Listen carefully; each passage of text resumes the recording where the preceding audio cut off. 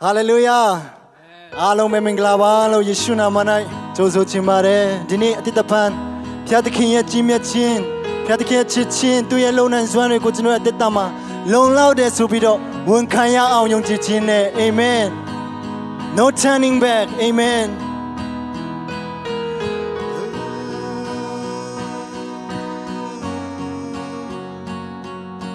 Christ is my reward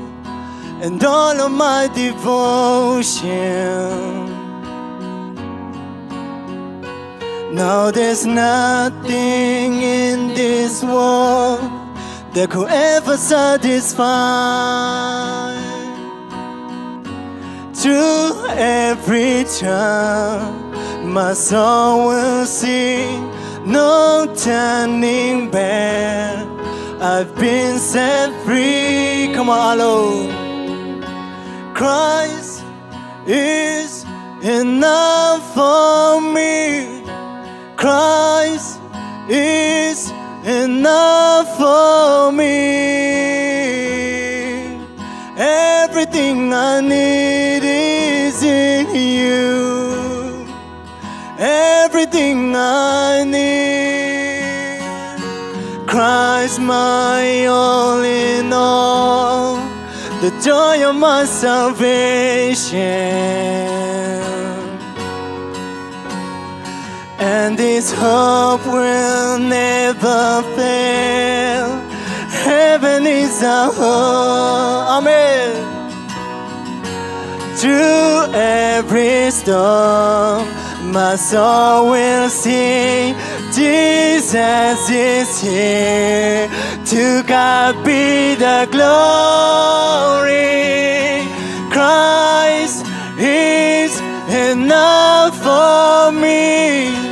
Christ is enough for me.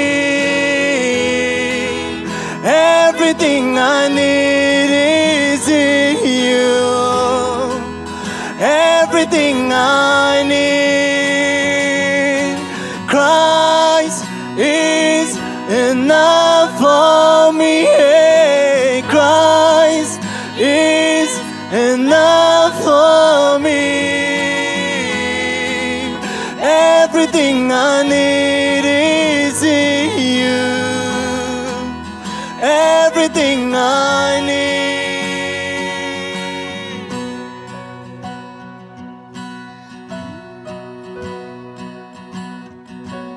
When Kayao, I have decided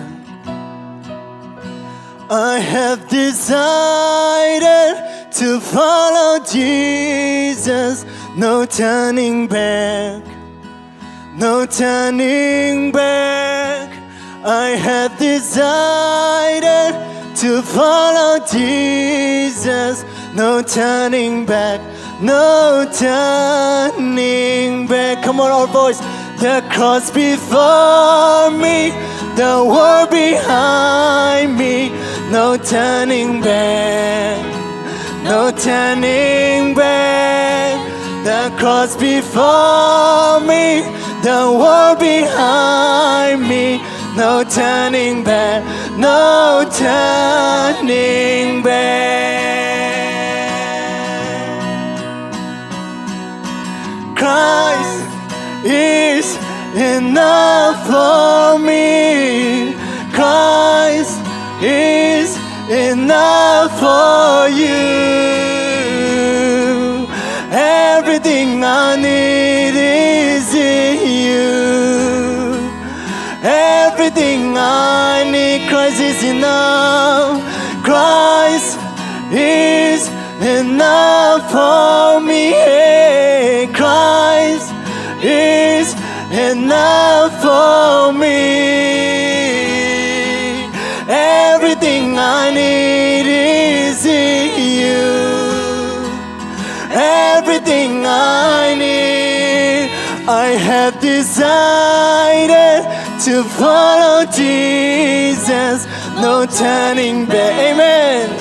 No turning back. I have decided to follow Jesus. No turning back. No turning. Come on, all boys. The cross before me, the world behind me. No turning back, no turning back. The cross before me, the world behind me. No turning back, no turning back, no turning back, no turning back. Let go to the tower of your chimamo. Amen. Hallelujah. ဘုရားရှင်ကျေးဇူးတော်အထူးချီးမွမ်းပါတယ်ဒီကနေ့ရဟာဘုရားရှင်ရဲ့ကျေးဇူးတော်ကြောင့်အသက်ရှင်ခြင်းနဲ့ဆိုင်တဲ့ဘုရားရဲ့နှုတ်ပတ်တော်ကိုကျွန်တော်တို့တွေ့မြင်ခံယူဖို့ရန်အတွက်ဤချိန်တိုင်းကိုပြင်ဆင်ပေးတဲ့အတွက်ကြောင့်ဘုရားရှင်ကျေးဇူးတော်ချီးမွမ်းပါတယ်ကျွန်တော်စီစဉ်မစခင်ပါခေတ္တခဏဆုတောင်းဆက်ကပ်ချပါတယ်ခဏဆုတောင်းရအောင်အသက်ရှင်ကောင်းမြတ်တော်မူသောဘုရားဤချိန်ဒီကိုအချိန်ဖြစ်ပါ၏ဤမှုရာသည်ကရရှင်ဖျား၏အမှုရာဖြစ်ပါ၏ကရရှင်ဖျား၏နာမတော်နှင့်ကရရှင်ဖျား၏နှုတ်ကပတ်တော်ကိုကရရှင်ဖျားကိုယ်တိုင်ချီးမြှောက်ကောင်းကြီးပေးတော်မူပါမြင့်တတ်သောမျက်စိကြားတတ်သောနားလည်နိုင်သောစိတ်နှလုံးကိုမဆာ၍နှုတ်ကပတ်တရားသည်တည်တည်ရဲ့စိတ်နှလုံးမြေပေါ်မှာကောင်းသောလက်ကွက်မှကြားတဲ့မျိုးစေ့ကဲ့သို့အပင်ပေါက်ရှင်သန်ကြည်တွား၍အသီးသီးရပါမည်ကြောင်းကရရှင်ကောင်းကြီးပေးတော်မူပါအချိန်တိုင်းမှုရလုံးစုံဘုရားရှင်လက်ဝဲဆက်ကပ်တဲ့အခါမှာသားတို့ပေါ်နဲ့အစဉ်ကရုဏာရှိသောခရစ်တော်ဘုရားနာမအမိပြု၍အလုံးယိုသေးစွာဆုတောင်းစကားအနမယပါအာမင်ဆိုတဲ့နေ့မှာဘုရားရဲ့နှုတ်ပတ်တော်ထဲမှာပါတဲ့အကြောင်းအရာများထဲမှာရှင်ယောဟန်ခရစ်ခန်းကြီး30ကိုအခြေပြုပြီးတော့မှဝင်ကအားပေးခြင်းပါတယ်ဆိုဒီရှင်ယောဟန်ခရစ်ခန်းကြီး30ထဲမှာကျွန်တော်ဒီနားလည်နိုင်အောင်နော်သဆိုတဲ့စကားလုံးလေးကိုကြည့်တဲ့အခါမှာသ၄မျိုးရှိတာကိုကျွန်တော်တွေ့ရပါတယ်ပထမသကဘာလဲဆိုရင်တိုးချံဆိုတဲ့စကားလုံးဖြစ်တယ်ဒုတိယသကတော့တိုးတကဝဆိုတဲ့စကားလုံးဖြစ်ပါတယ်နံပါတ်3ကတော့တိုးထိန်ဆိုတဲ့စကားလုံးဖြစ်ပါတယ်နံပါတ်4သကတော့တိုးဖြစ်ပါတယ်စသဖြင့်သလေးလုံးပေါ်အခြေပြုပြီးတော့မှကျွန်တော်ဝင်ကအားပေးခြင်းပါတယ်ဆိုတော့တိုးချံဆိုတာကဘာလဲတိုးချံဆိုတာကဖယားနဲ့ဆိုင်တဲ့လူစုတရှိတဲ့နေရာကိုဖော်ပြခြင်းဖြစ်ပါတယ်တနည်းအားဖြင့်ဆိုရင်အသင်းတော်တို့ခေါ်တဲ့တိုးတော်စုရှိတဲ့နေရာဖြစ်ပါတယ်ပြီးတော့မှတိုးထိန်အတွက်အဓိကတိုးတွေဖြစ်ဖို့ဆိုတာကတိုးတကဝကနေပြီးတော့မှတိုးချံတဲကိုဝင်ရမှာဖြစ်ပါတယ်ဒါကြောင့်အဲ့ဒီတိုးတကဝကဘာလဲဆိုရင်အင်းဝံဂေလိတရားလို့ခေါ်တဲ့ခရစ်တော်ရဲ့လောကကြွလာခြင်းရဲ့ကယ်တင်ခြင်းကိုအခြေပြုထားတဲ့အရာကိုတိုးတကဝအနေနဲ့ပေါ်ပြတာတွေ့ရပါတယ်။ဒါယေရှုကိုယ်တိုင်ကငါသည်တိုးတွေဝင်တဲ့တိုးတကဝဖြစ်တယ်။ရှင်ယောဟန်ခရစ်ခန်းကြီး30ငယ်1ကိုကျွန်တော်ဖတ်ပြချင်ပါတယ်။ငါအမှန်ကန်ဆိုသည်က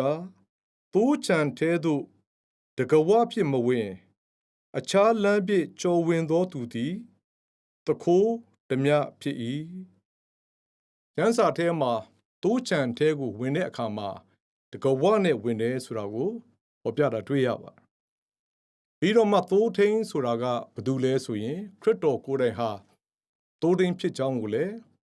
သူကိုယ်တိုင်ပေါ်ပြတာတွေ့ရပါတယ်ပြီးတော့မှနံပါတ်4မှာတိုးနဲ့ပတ်သက်ပြီးတော့မှကျွန်တော်ကြည့်တဲ့အခါမှာတမန်ကျမ်းစာထဲမှာတိုးနဲ့ပတ်သက်တဲ့အရာတွေကိုဖော်ပြထားတဲ့ကျမ်းပိုက်ပေါင်းများစွာရှိပါတယ်။ယေရှာ53:6မှာဆိုရင်တော့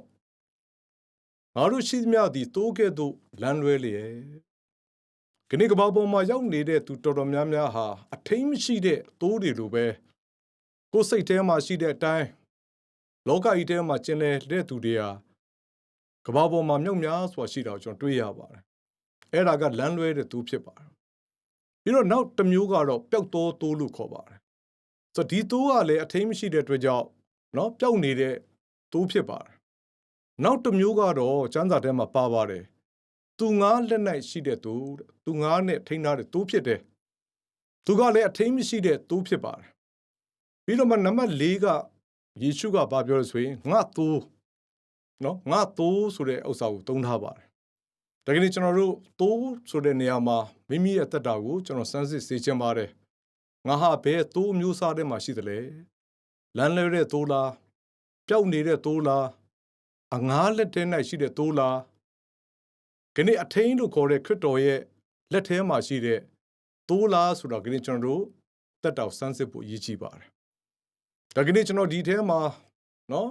ရှင်ဟောခရစ်ခိုင်း30ထဲမှာပိုးတကဝဆိုတာအင်မတန်ရည်ကြည်ပါတယ်ခြံထဲရောက်ဖို့ဆိုရင်တကားနဲ့ဝင်ရမယ်ဖြစ်တဲ့ကြောင့်အဲ့ဒီတကဝကိုယေရှုကငါသည်တကဝဆိုတဲ့နှုတ်တော်အတွက်စကားကိုတိတိကျကျဖော်ပြတာတွေ့ရပါတယ်ဆိုတကဝကဘာလို့ဆိုလို့တလဲဆိုရင်ခရစ်တော်လောကကြွလာခြင်းအဓိကရည်ရွယ်ချက်ကအပြစ်ရှိတဲ့သူတွေကိုကယ်တင်ဖို့သူလာတာဖြစ်တယ်ဆိုလိုတာကလမ်းလွဲတဲ့သိုးတွေပျောက်နေတဲ့သိုးတွေအငားလက်မှာရှိတဲ့သိုးတွေဟာသိုးချံထဲကိုရောက်ဖို့အတွက်သူဒီဤလောကကိုကြွလာတဲ့သူဖြစ်ပါတယ်တကဝဟာဘာလို့ဖော်ပြလဲဆိုရင်အင်းဝံဂေလိတရားကိုပြောခြင်းဖြစ်ပါတယ်တကယ်အင်းဝံဂေလိဆိုတဲ့တကဝအားဖြင့်သာသိုးချံထဲကိုရောက်နိုင်တယ်ဆိုတာကိုယေရှုခရစ်ကိုယ်တိုင်ကမိန့်မာတာတွေ့ရပါတယ်တော့ချစ်တော်ညီကိုမောင်နှမတို့အင်းဝံဂေလိတရားဆိုတာဘာလဲအင်းဝံဂေလိတရားနဲ့ပတ်သက်လာတိတိကျကျတမန်တော်များဟာကိုယ်တိုင်ခံယူတော်မကဒီတရားကိုသူတို့ဒီအသက်ပေးပြီးတော့မှသူတို့ဟောကြားခဲ့တယ်ဆိုတာကိုခဏသူတို့အသက်တာများကိုကြည့်ချင်းအပြည့်တွေ့ရပါတယ်တော့အင်းဝံဂေလိတရားဆိုတာဘာလဲတေကိုခိုင်း15အငယ်1ကနေ4ထိဖတ်ကြည့်ရင်ခရစ်တော်သည်ကျမ်းစာလာသည့်အတိုင်းငါတို့အပြစ်ကြောင့်အသေးခံတယ်တကြိုပြီးမှကျမ်းစာလာသည့်အတိုင်း3ရက်မြောက်တဲ့နေ့မှာထမြောက်တယ်ဒါပေမဲ့အင်းဝံဂေလိတရားကဘာနဲ့စလဲဆိုရင်ခရစ်တော်နဲ့စတာတွေ့ရပါတယ်ဒီနေ့ဖခင်ကလူစားတိခံပြီးတဲ့အခါမှာဒီနေ့ကျွန်တော်လူတွေရဲ့အပြစ်အတွက်ကိုသူကိုယ်တိုင်လက်ဝါးကတိုင်ပေါ်မှာအသေးခံရပါတယ်သေတယ်ဆိုတဲ့စကားလုံးလေးကိုကျွန်တော်ထပ်ပြီးရှင်းပြခြင်းပါတယ်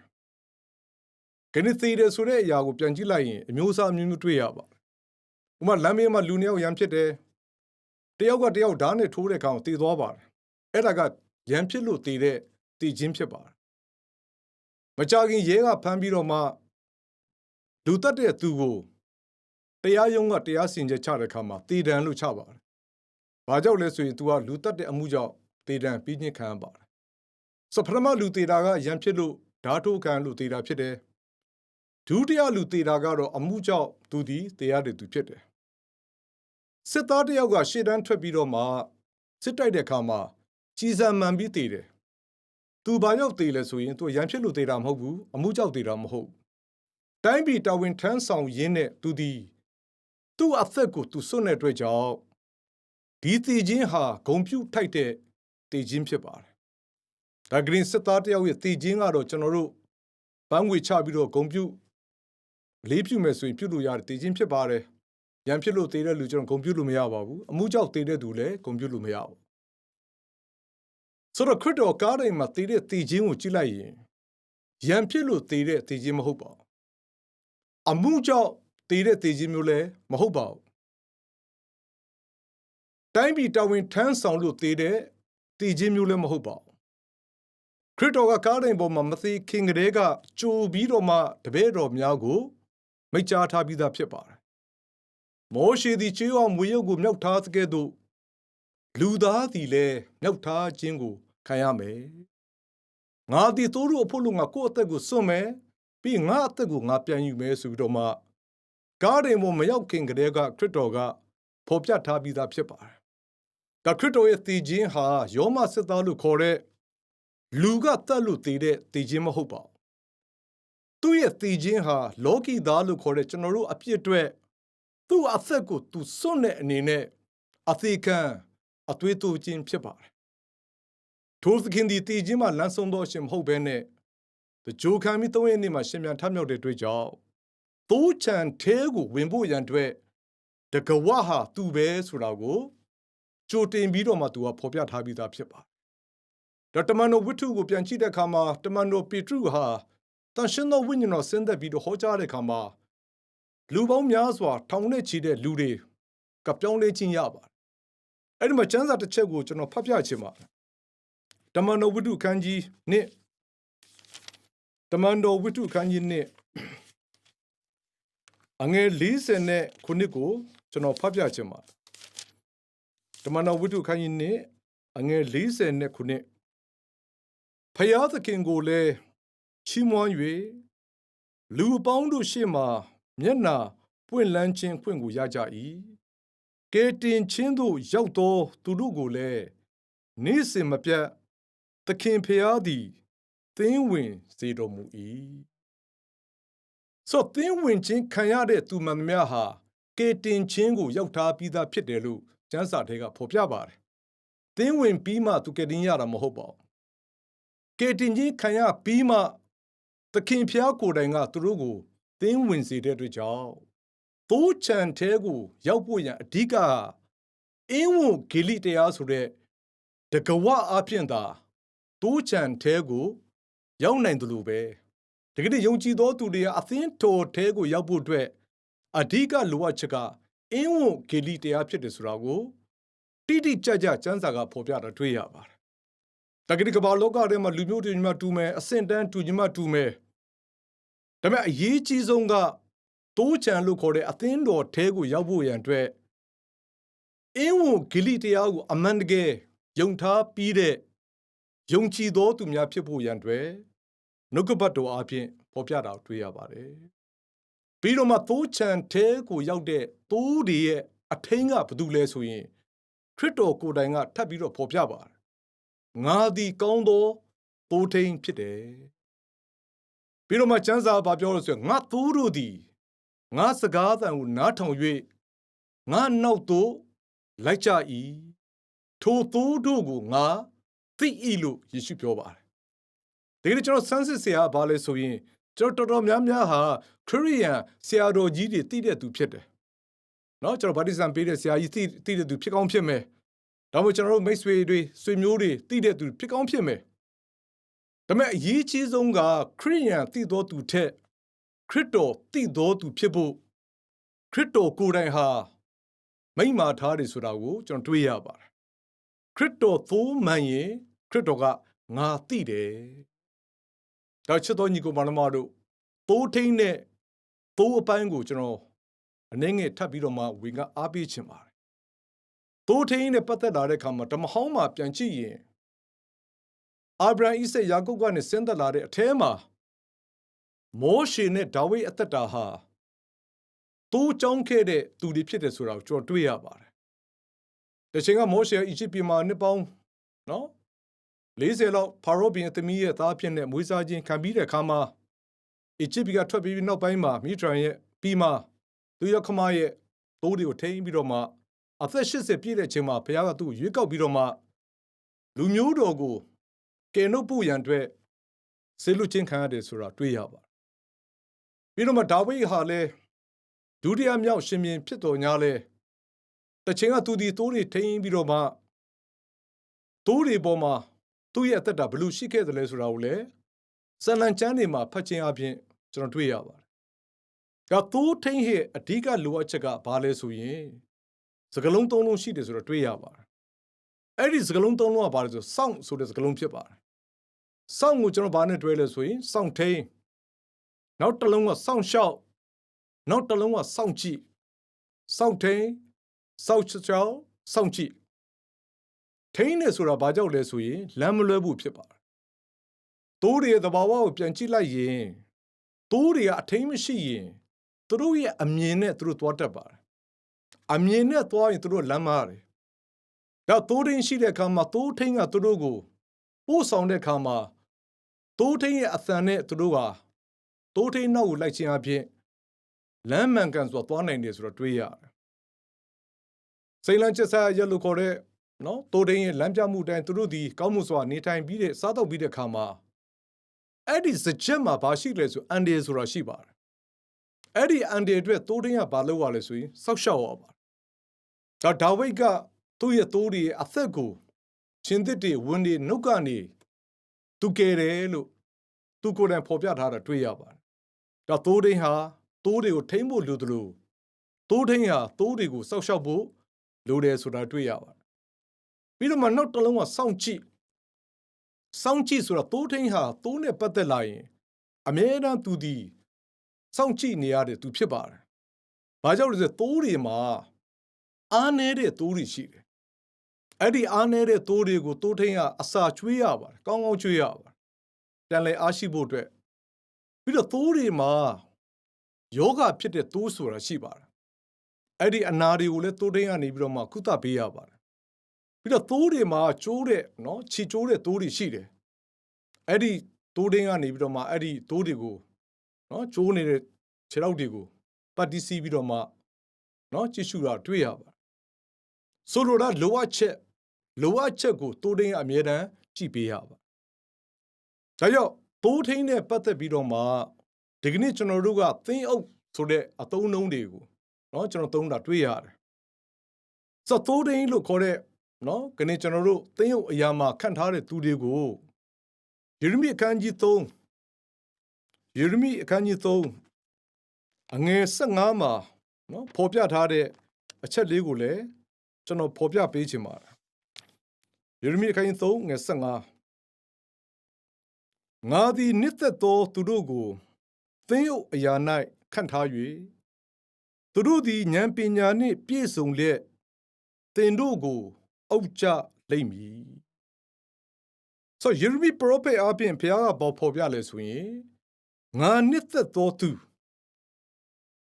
ဒီနေ့ဝိညာဉ်ရေးရာမှာသိုးတွေကိုထိန်းဖို့အတွက်အသင်းတော်တွေမှာသင်းအုပ်ဆရာကိုဘုရားကခန့်တယ်။ဒါပေမဲ့အဲ့ဒီခန့်တဲ့သင်းအုပ်ဆရာကလူကနေပြီးတော့မှနှစ်သက်လို့ခန့်ထားတဲ့သင်းအုပ်မဖြစ်စေအောင်ဘုရားသခင်ကိုယ်တိုင်နှစ်သက်လို့ခန့်ထားတဲ့သင်းအုပ်ဖြစ်ရမှာဖြစ်တယ်။ကျွန်တော်တို့ကဒီအသွေးသားရဆွေမျိုးတော်လို့အသွေးသားရကြိုက်လို့ခန့်ထားတဲ့သင်းအုပ်မဟုတ်ဘဲနဲ့ဘုရားရှင်ကိုယ်တော်တိုင်နှစ်သက်လို့ခန့်ထားတဲ့သင်းအုပ်ဖြစ်ရမှာဖြစ်တယ်။ပြီးတော့သူကိုယ်တိုင်ခန့်ထားတဲ့သင်းအုပ်မှာဘာရှိလဲဆိုရင်ဉာဏ်ပညာရှိတယ်လို့ဖော်ပြပါတယ်။အဲ့ဒီဉာဏ်ပညာကလောကီပညာကိုပြောတာမဟုတ်ပါဘူး။အထက်ကလာတဲ့ပညာဘုရားရှင်ပေးမှရတဲ့ဉာဏ်ပညာသူ့မှာရှိတဲ့အတွက်ကြောင့်တဲ့သူသည်သင်းအုပ်နေရာမှာလောက်ဆောင်နိုင်တဲ့သူဖြစ်တယ်ဆိုတာကိုယေရမိပရောဖက်အပြင်ချုပ်ပြီးတော့မှဖော်ပြတာတွေ့ရပါတယ်။ဒါချစ်တော်ညီကောင်မတို့ဒီကနေ့အသင်းတော်မှာသင်းအုပ်အရာကိုခန့်ထားတဲ့သိုးထိန်တို့ခေါ်တဲ့သူတွေဟာဖျားပေးတဲ့ဉာဏ်ပညာနဲ့မိမိလူစုကိုစောင့်ထိန်ရမယ်။ဖျားပေးတဲ့ဉာဏ်ပညာနဲ့မိမိလူစုကိုစောင့်ရှောက်ရမယ်။ဖျားပေးတဲ့ဉာဏ်ပညာနဲ့မိမိလူစုကိုစောင့်ကြည့်ရမယ်ဆိုတာကိုဂရင်းနှုတ်ကပတ်တော်ကဖော်ပြထားတာတွေ့ရပါတယ်။ပြီးတော့မှသိုးရဲ့အပိုင်းကိုလည်းကျွန်တော်ထပ်ပြီးတော့မှဝင်ငါအားပေးခြင်းပါတယ်။သိုးတွေဟာအထိန်မရှိရင်အမြင်နဲ့အသက်ရှင်တတ်တဲ့အတွက်ကြောင့်ယေရှုကသိုးနဲ့ပတ်သက်ပြီးပြောလဲဆိုရင်ငါသိုးတို့သည်ငါစကားအသံကိုကြား၍နားထောင်၍သူ့နောက်ကိုလိုက်တယ်။ဆိုကြတဲ့ယေရှုနောက်ကိုလိုက်ဖို့အဓိကလိုအပ်ချက်ကရွှေမဟုတ်ပါဘူး။ငွေလည်းမဟုတ်ပါဘူး။ဂုဏ်စည်းစိမ်ရာထူးလည်းမဟုတ်ပါဘူး။ယေရှုနောက်ကိုလိုက်ဖို့ရဲ့အဓိကလိုအပ်ချက်ကခရစ်တော်ရဲ့နှုတ်ထွက်စကားစစ်ဖြစ်တယ်ဆိုတာကိုခရစ်တော်ကိုယ်တိုင်ဖော်ပြတာတွေ့ရတယ်။ဒါငါသိုးမှန်ရင်နဲ့ငါစကားကိုနားထောင်တယ်။အဲ့ဒီသိုးတွေကငါနောက်ကိုလိုက်တယ်။တမန်တော်ရှင်ပေါလုကပြောလို့ဆိုရင်နောင်ကာလမှာလူလူသည်စင်ကြယ်သောဩဝါဒကိုနားမထောင်နိုင်ဘဲနဲ့ရားတက်သောနားရှိလေများပြားသောဆရာမိမိတက်မဲ့ခြင်းတိုင်းများပြားသောဆရာတွေနောက်ကိုလိုက်ကြမယ်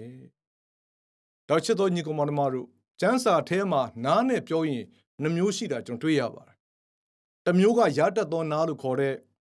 မိမိစိတ်ကိုအခြေပြုပြီးမှမိမိကြိုက်နှစ်သက်ဆရာတွေနောက်ကိုလိုက်တဲ့လူစုတွေရှိလာမယ်။ပြီးမှနောက်တစ်မျိုးကတော့ခုနယေရှုပြောတဲ့ငါသိုးလို့ခေါ်တဲ့သိုးထိန်ရဲ့စကားအသံနောက်ကိုလိုက်တဲ့သူတွေကလည်း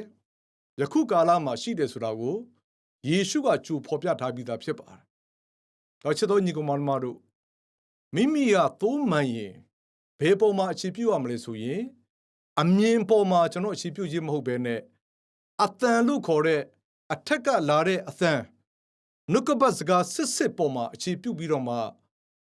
ခရစ်တော်နောက်ကိုလိုက်တဲ့အသက်တာနဲ့အသက်ရှင်တော်သူဖြစ်ဖို့ခရစ်တော်ကကောင်းသောသိုးရင်းဖြစ်နဲ့အတူရှိနေတယ်ဆိုတာကိုဖော်ပြထားတာတွေ့ရပါတယ်။ဒါခရစ်တော်လောကကြွလာတဲ့အချိန်မှာ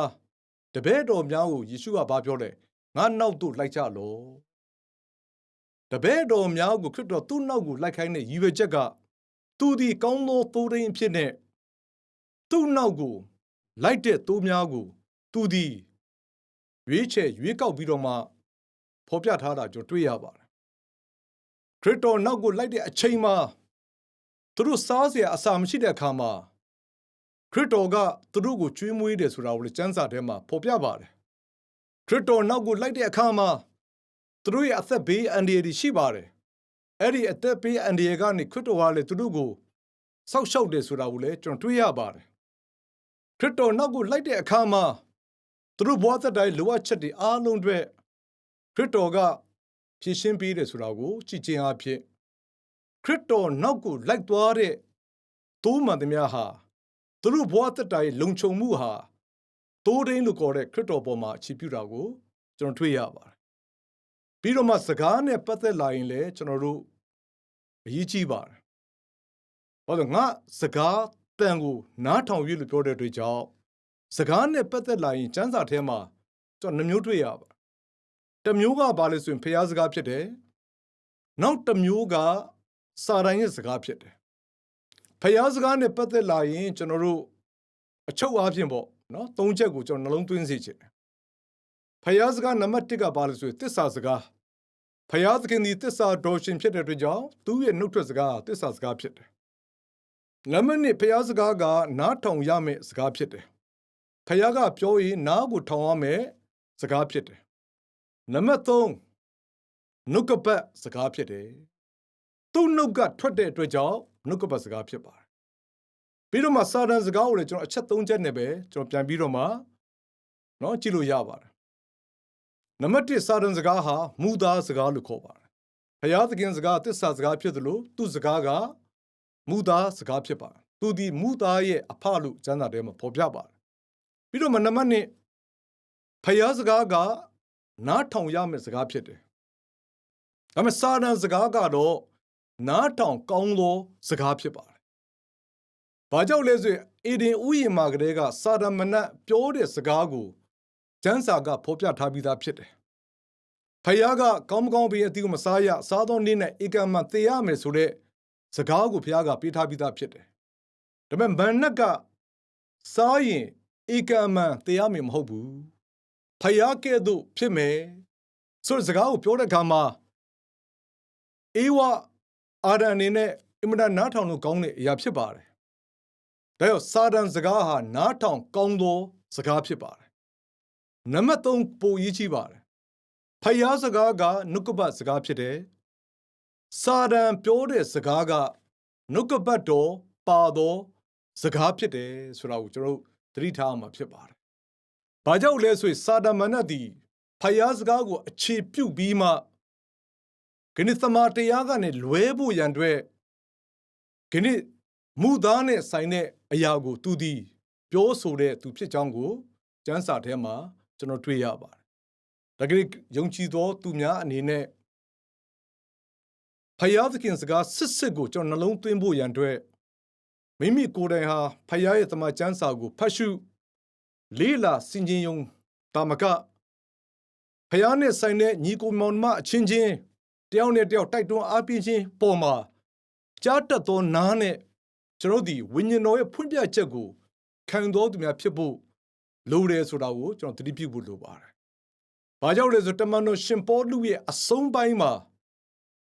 ယုံကြည်သူတွေဥဆောင်နေတဲ့သိုးရင်းတွေကိုသူဒီတိုက်တွန်းအားပေးထားတဲ့အချက်ကိုကျွန်တော်ကြည့်တဲ့အခါမှာတမန်တော်ဝတ္ထုအခန်းကြီး20ထဲမှာဖော်ပြတာတွေ့ရပါတယ်တမန်တော်ဝတ္ထုအခန်းကြီး20ထဲမှာတမန်တော်ကြီးရဲ့အဆုံးပိုင်းမှာ ဝိညာဉ်ရေးမှာဥဆောင်နေတဲ့သူတွေကိုခေါ်ပြီးတော့မှသူကဘာဖော်ပြလဲဆိုရင်ငွေ28ကနေ31မှာထို့ကြောင့်သင်တို့သည်ကိုယ်ကိုတတိနှင့်ကြည့်ရှုကြလော့ဖျားသခင်သည်မိမိအသွေးနှင့်ဝယ်တော်မူသောအသင်းတော်ကိုလှုပ်ကြွေးစေခြင်းကတန်ရှင်းသောဝိညာဉ်တော်သည်သင်တို့ကိုအောက်အချုပ်ခံထားတော်မူသောသိုးစုတစုလုံးကိုတတိနှင့်ကြည့်ရှုကြလော့ပိုးတော်စုကိုကြည့်မဲ့သူရဲ့အဓိကလိုအပ်ချက်ကမိမိကိုမိမိအရင်ဆုံးတတိပြုတော်သူဖြစ်ရမှာဖြစ်တယ်ကျမ်းစာကမိမိကိုမိမိအရင်ဆုံးမှာဖြစ်လေတတိပြုပါပြီးတော့မှဝိညာဉ်တော်ကခန့်ထားတဲ့သိုးတော်စုကိုလည်းတတိပြုပါဆိုပြီးတော့မှဥဆောင်နေတဲ့သူတွေရဲ့အသက်တာမှာတမာတတိရှိတော်သူဖြစ်ဖို့ရန်အတွက်တမန်တော်ရှင်ပေါလုဖော်ပြတာတွေ့ရပါတယ်စဖတ်ရှိတဲ့အခါမှာအကြောင်းမူကားငါမရှိသည့်နောက်ကြမ်းတမ်းသောတိုးခွေးတို့သည်သိုးများကိုမသနာဘဲသင်တို့အထဲသို့ဝင်မှုကို၎င်းတပည့်တော်များကိုသွေးဆောင်ခြင်းကမာသောစကားကိုပြောတတ်သောလူတို့သည်သင်တို့အထဲ၌လည်းပေါ်လာမည်ကို၎င်းငါသိ၏ဘုရားရှင်ကိုယ်တော်တိုင်ခွဲခန့်မသားပြီးတော့မှတမန်တော်အရာရထားတဲ့တမန်တော်ရှင်ပေါလုဟာနောင်ဘာဖြစ်မလဲဆိုတာကိုသူကကြိုပြီးတော့မှဘုရားသခင်ဖော်ပြချက်အပြင်သိုးတော်စုကိုထိမ့်မဲ့ဥဆောင်တဲ့သူတွေကိုကြိုတင်ပြီးတော့မှသတိပေးထားတာကျွန်တော်တွေ့ရပါတယ်ငါမရှိသည့်နောက်ဆိုလိုတာကသူဒီဤလောကကနေဘုရားသခင်ခေါ်တဲ့အချိန်ပြီးတဲ့အခါမှာသိုးတော်စုတွေကိုမသနာဘဲနဲ့မာသောစကားကိုပြောမဲ့သူတွေဟာသင်တို့အထဲကနေပေါ်လာလိမ့်မယ်။ဒါချစ်တော်ညီကောင်မောင်နှမတို့ယခုနေ့ရဲ့ကာလဟာတမန်တရားကနေလွဲမဲ့တုန်တင်ဖွင့်ပြချက်တွေဟာတဖြည်းဖြည်းများလာတာကိုကျွန်တော်တွေ့ရပါတယ်။ဒီကြောင့်လက်ဝဲရှိတဲ့တမန်ကျမ်းစာပေါ်မှာပဲခြေပြုတ်ပြီးတော့မှမာရင်သောဩဝါဒပေါင်းများစွာခဏကဘာပေါ်မှာပေါ်ပေါက်နေတာကျွန်တော်တွေ့ရပါတယ်။ဒါဟာတမန်တော်များရဲ့ကြိုတင်ဝိညာဉ်တော်အပြင်ဖော်ပြချက်တွေမှန်ကန်နေပြီဆိုတာကိုကျွန်တော်တွေ့ရမှာဖြစ်ပါတယ်။ဒါကလေးချစ်တော်ညီကောင်မောင်နှမများတို့သိုးအနေနဲ့ကြားတတ်သောနာရှိဖို့လိုသလိုဖျားစကားနောက်ကိုလိုက်တဲ့အသက်တာရှိဖို့ရန်အတွက်တမန်တရားကိုမှန်ကန်စွာပိုင်းခြားပြီးတော့မှအသက်ရှင်တဲ့သိုးတော်စုများဖြစ်ဖို့ရန်ဒီနေ့ဥဆောင်နေတဲ့သိုးထိန်းများအနေနဲ့မိမိကိုယ်တိုင်ဟာတမန်တရားနဲ့အညီအသက်ရှင်ခြင်းနဲ့တွင်တင်လမ်းပြခြင်းကိုပြုတော်သူဖြစ်ဖို့ရန်အတွက်တမန်တော်များရဲ့သတိပေးခြင်းကိုလည်းကျွန်တော်တို့နှလုံးသွင်းစေချင်ပါပြီးတော့မှသိုးထိန်းနဲ့သိုးနဲ့ပတ်သက်တဲ့အပိုင်းကိုဓမ္မဟောင်းရပြန်ကြည့်ရင်ဆာလာ23ဟာတိကျစွာဖော်ပြထားတာကျွန်တော်တွေ့ရပါတယ်ဒီဆာလာ23တော်တော်များများဟာကျွန်တော်တွေ့ရတယ်တခြင်းအပြင်လည်းကျွန်တော်တို့သိဆိုတာလည်းကျွန်တော်တွေ့ရပါတယ်ဒီဆာလာ23ကိုကြည့်လိုက်ရင်အချက်၄ချက်ကျွန်တော်တွေ့ရပါတယ်နံပါတ်1ကဘာလဲဆိုရင်စင်ရဲမခံရဆိုတာကိုကျွန်တော်တွေ့ရမှာဖြစ်တယ်နံပါတ်2ကဘာလဲဆိုရင်မကြောက်ရဆိုတာကျွန်တော်တွေ့ရမှာဖြစ်တယ်နံပါတ်3ကဘာလဲဆိုရင်ချီးမြှောက်ခံရဆိုတာတွေ့ရမယ်နံပါတ်4ဟာထာဝရစိုးစံရဆိုတာဖြစ်ပါတယ်ဆိုဒီဆာလာ23ကိုဖတ်ကြည့်လိုက်ရင်အဓိကကဘာကိုဖော်ပြလဲဆိုရင်သိုးထိန်းဆိုတဲ့စကားလုံးကိုဖော်ပြခြင်းဖြစ်ပါတယ်။ခဏယုံကြည်သူတို့ခေါ်တဲ့သိုးတော်စုနဲ့အတူသိုးထိန်းလို့ခေါ်တဲ့ခရစ်တော်ကငါသည်လည်းကပ်ကပါကုံသည့်တိုင်အောင်သင်တို့နဲ့အတူအစင်မပြတ်ရှိမယ်လို့သူကိုယ်တိုင်မိန့်မာထားပြီးသားဖြစ်ပါတယ်။ခဏစင်ရဲမခံရဆိုတာကဘယ်ပေါ်မှာအခြေပြုလဲဆိုရင်စိမ့်လန်းကျက်စားရသာသောမျက်နာဆိုတဲ့ဒီစချက်ရှိလို့စင်ရဲမခံရလို့ကျမ်းစာကပြောတာမဟုတ်ပါဘူးစင်ရဲမခံရဆိုတာဘယ်ပေါ်မှာအခြေပြုလဲဆိုရင်သိုးထိန်းရှိခြင်းပေါ်မှာအခြေပြုတာတွေ့ရပါတယ်ဒီနေ့သိုးတွေရဲ့အဓိကလိုအပ်ချက်ကစချက်မဟုတ်ပါဘူးသိုးတွေရဲ့အဓိကလိုအပ်ချက်ကသိုးထိန်းဖြစ်ပါတယ်ဘာကြောင့်ဆိုနေ့စဉ်သက်တာမှာသိုးထိန်းသည်ဒီနေ့ကျွန်တော်တို့အတွက်စိမ့်လန်းကျက်စားရလို့ခေါ်တဲ့ကျွန်တော်ရဲ့ခန္ဓာပိုင်းဆိုင်ရာလိုအပ်ချက်တွေအတွက်စိတ်ပိုင်းဆိုင်ရာလိုအပ်ချက်တွေအတွက်နေ့စဉ်ပို့ဆောင်ပေးနေတဲ့အရှင်ဖြစ်တယ်ဆိုတာကို ခဏဆလန်73အပြင်ကျွန်တော်တွေ့ရပါတယ်ပြီးတော့မှသေမင်းကြီးလွန်မှုသောဂျိုက်သေးသူရှောက်သွားရတော်လဲဆိုတာကခဏကျွန်တော်နေတဲ့လောကကြီးထဲမှာဘေးဆိုတာအမျိုးမျိုးရှိတာတွေ့ရပါတယ်ခဏဘေးတွေကမနေသွားဘူးဘေးတွေကတဖြည်းဖြည်းများလာမှဖြစ်တယ်လို့ဘေးတွေကမသေးသွားဘဲနဲ့ဘေးတွေကကြီးလာမှဖြစ်တယ်အခုလည်းကျွန်တော်လက်ရှိအချိန်မှာကိုရိုနာဗိုင်းရပ်စ်ဆိုတဲ့ဘေးနော်ယောဂဆိုပြီးကြားရောက်နေတယ်နောက်လည်းဒီတဲ့မကဆိုးတဲ့ယောဂပေါင်းများစွာကကြားရောက်အောင်မှဖြစ်တယ်ဒါပေမဲ့ယုံကြည်သောသူများအနေနဲ့ကမကြောက်ရလို့ဘာကြောင့်ပြောတယ်လဲဆိုရင်သိုးထိန်လို့ခေါ်တဲ့ခဏသိုးတွေရဲ့အသက်အန္တရာယ်ကိုစောက်ရှောက်မဲ့သိုးထိန်ဟာအတူရှိနေတဲ့အတွက်ကြောင့်ခဏကျွန်တော်နှလုံးသားထဲမှာကြောက်ရွံ့ခြင်းဆိုတာကဖယားကဖယ်ရှားပြီးတော့မှလူတို့ကြိမ်မမီနိုင်တဲ့ညင်သက်ခြင်းလို့ခေါ်တဲ့အဲ့ဒီညင်သက်ခြင်းကိုကျွန်တော်စိတ်နှလုံးထဲမှာစောင့်မမယ်လို့နှုတ်ကပတ်တော်ကဖော်ပြထားပြီးသားဖြစ်ပါတော့ချစ်တော်ညီကောင်မတို့လောကကြီးထဲမှာကျွန်တော်ဒီကောင်းကြီးမင်္ဂလာခံစားရုံသက်မဟုတ်ဘဲနဲ့အတွင်းနှလုံးသားထဲမှာညင်သက်ဝမ်းမြောက်ခြင်းခံစားဖို့ရန်အတွက်လဲသိုးထိန်သည်သိုးနဲ့အတူရှိတယ်ဆိုတာကိုကျွန်တော်နှလုံးသွင်းစေချင်ပါပြီးမှနံပါတ်3ကဘာလဲဆိုရင်ရန်သူတို့ရှေ့မှာစပွဲကိုခင်းပြီးတော့မှသေခေါင်းကိုစီနဲ့လိမ့်မယ်ဆိုတာကဖယားကကျွန်တော်နဲ့အတူရှိယုံသားမကကျွန်တော်တို့ကိုချီးမြှောက်တဲ့ဖယားဖြစ်တယ်ဆိုတာကိုနှလုံးသွင်းစေချင်ပါသူဒီကျွန်တော်တို့ယုံကြည်သူများကိုချီးမြှောက်နေတဲ့ဖယားဖြစ်ပါရန်သူလို့ခေါ်တဲ့စာရမဏေရှေ့မှာကျွန်တော်တို့ကိုချီးမြှောက်နေတဲ့သူဖြစ်တယ်ရန်သူလို့ခေါ်တဲ့လောကဇာတိအပေါ်မှာကျွန်တော်တို့ကိုသူဒီအောင်မြင်ခြင်းကိုပေးထားတဲ့အရှင်ဖြစ်ပါတယ်ဒါသမချမ်းစာထဲမှာစာတောင်အောင်တော်ခွင့်လောကကိုအောင်တော်ခွင့်ဇာတိအသွေးသားပေါ်မှာအောင်ရသောအခွင့်တွေဟာခရစ်တော်အားဖြင့်ကျွန်တော်တို့ကိုဘုရားကပေးထားတဲ့အတွက်ကြောင့်တေကောခိုင်း15ငွေ58ကဘာပြောလဲဆိုရင်ငါတို့သခင်ယေရှုအားဖြင့်ငါတို့အားအောင်ခြင်းအခွင့်ကိုပေးတော်မူသောဘုရားသခင်ဂျေဇုတော်သည်ကြီးလစွာတကားတကယ်ကျွန်တော်ရန်သူလို့ခေါ်တဲ့စီတာနှောက်ယှက်မှုအမျိုးမျိုးရဲ့ရှေ့မှာကျွန်တော်တို့ကိုဘုရားကအစဉ်ချီးမြှောက်ပြီးတော့မှအောင်ခြင်းအခွင့်ကိုပေးထားတဲ့သိုးထိန်ဖြစ်တယ်ဆိုတာကိုနှလုံးသွင်းစေချင်ပါ